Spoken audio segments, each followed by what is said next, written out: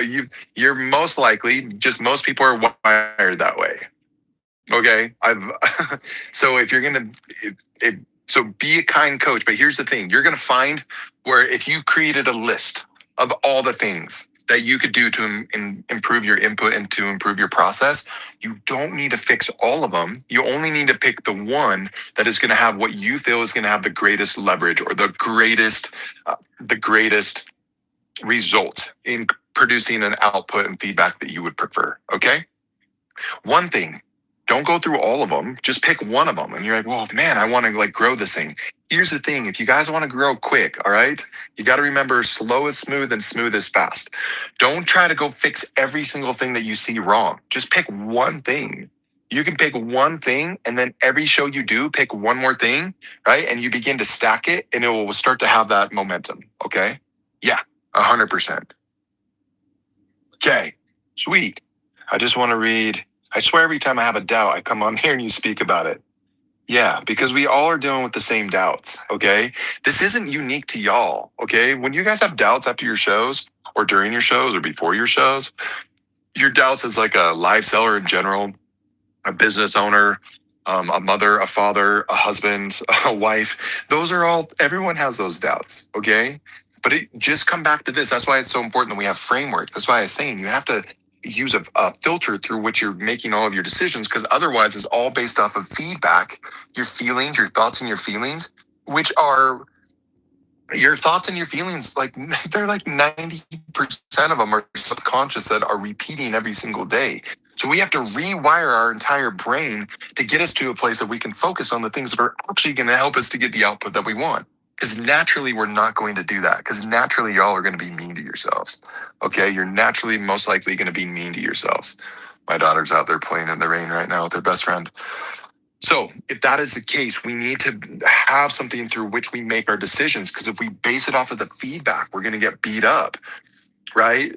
I've seen it again and again. People will start doing a show, right? First show, awesome. Yeah, this is great. Feedback is positive, right? We're like on cloud nine, right? Then you go do your next show and you didn't change anything, right? You didn't change your input or your process. You do your next show and the output is not the same.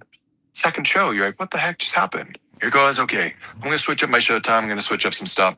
Let's get back in and do it. I'm going to run promotion this time. You do your third show. Does not go well, right?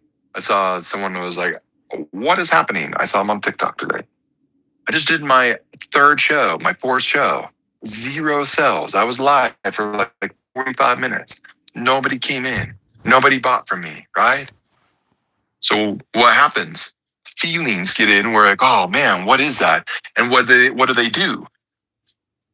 I don't know. I need to rethink this. Maybe I'll go back to just putting the stuff up on eBay and Poshmark because this isn't working. Or I probably need to. Maybe I need to join like a raid train. Maybe that would be the thing. Or oh man, what do I do about this? I don't know. I'm going to take some time off. Remember, we just talked about the superfan sequence. So by us basing off of our feelings, right? We stop doing the things and our superfan sequence dies, right? And none of it actually had to do with something within our control.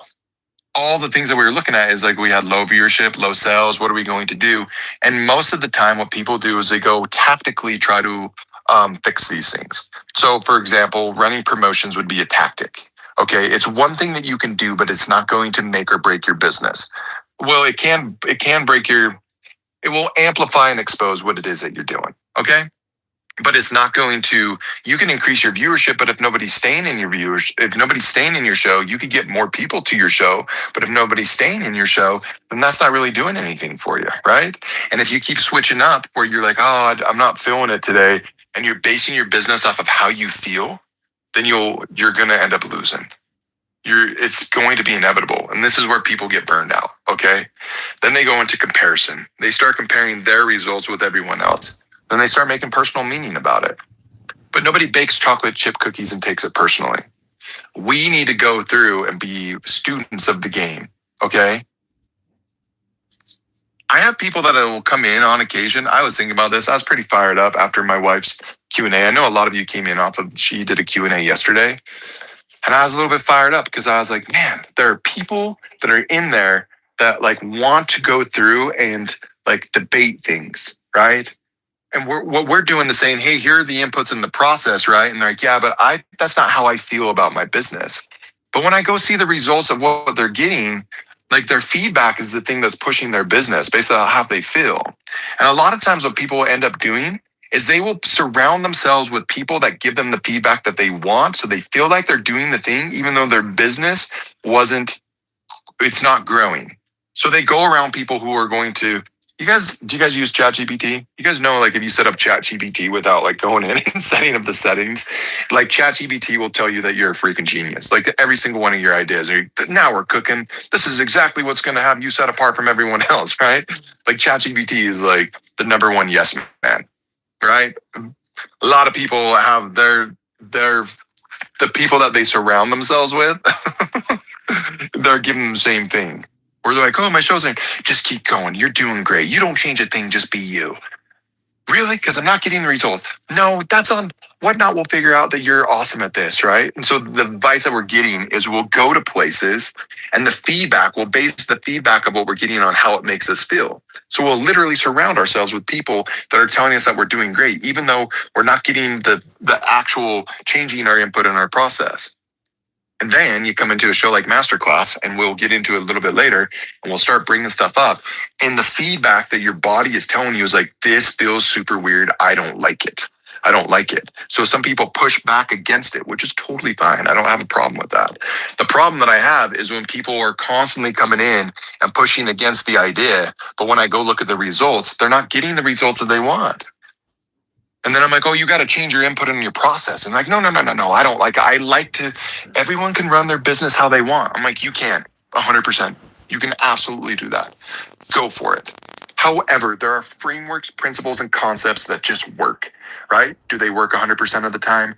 No. It doesn't work 100% of the time. It's not designed to. The input in the process aren't designed to get you this 100% of the time. The inputs in the processes are designed to make it more likely that you're going to get the results that you want. Okay? Make sense?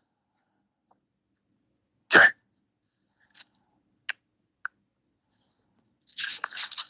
Okay, I'm going to erase this. If you guys grab it, get it. If you guys purchase the study pass, go back and watch this again and again. Go take action on it and then come back and watch it again. So go do a show and then come back and go through and apply the frameworks. Y'all, you're going to hear me push back on this stuff. I do not like advice that says do what works best for you. Just do like what works best for you. Everyone runs things differently. That's 100%. That's 100% accurate. However, if the advice that you're getting is do what works best for you and that's it, that's really bad advice, because nobody is like, that'd be like going up to somebody who is absolutely shredded at the gym and you're not getting the results you want. And you just say, hey, how do I get the results that you have? And they're like, oh, just keep doing what you're doing. You're doing great. Just keep going. Really? Yeah.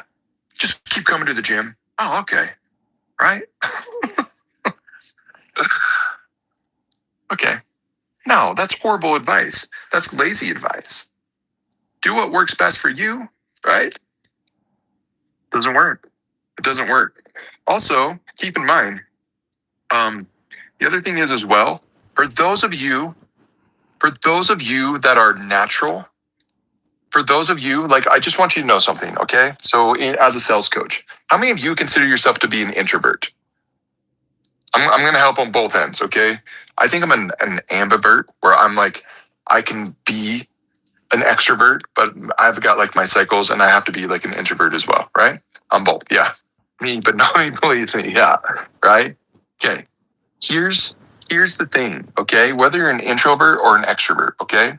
When I was coaching a sales team, when I had somebody come in and like, Coach, I am an introvert. I don't like doing this. I am not naturally like on my feet. I'm not conversational. I don't like small talk. It's not my thing. I'd rather like leave me alone with a book, and I'd rather do that, right? Those tended to be some of my best people overall. The reason why is they're like, just tell me how to do it, tell me the process, tell me, and I will follow the process. They tended to do better than my extroverts who naturally were better at just like small talk, building rapport with people, and then just selling. The problem with my extroverts, however, was they didn't need to use a process, so they would base everything off of their feedback, how they were feeling. If they were having a great day, man, just like sell after sell after sell. If they were having a bad day, it was a disaster and there was no recovery. There was no, like, if they started off their day in a bad mood and they took like their first sales call and it doesn't go well, it was like my job was to get them out of there as quickly as possible. The reason why extroverts tended to have the toughest time with it is the natural doesn't think that they need any help. They don't think that they need help, nor do they need to follow a process. The problem is there is always a better way of following a process is always going to work better than not. Okay. So even if you are naturally good at this thing, the natural still needs to have a process. Okay. My wife is she's naturally like how you see her on camera is how she is. Like if we had a party at our house and she was hosting it, that's who she is, right? She's naturally that way. She's naturally social. She has a way of connecting with people. However, that also, if she based it off of that, her feelings would run amok. So extroverts or naturals would do really well and then have one bad show and they freaking spiral and they don't go live for like another 2 weeks because they had a bad show. Okay. Because they don't have a process to fall back on. Okay. So make sure, regardless of your personality type, number one,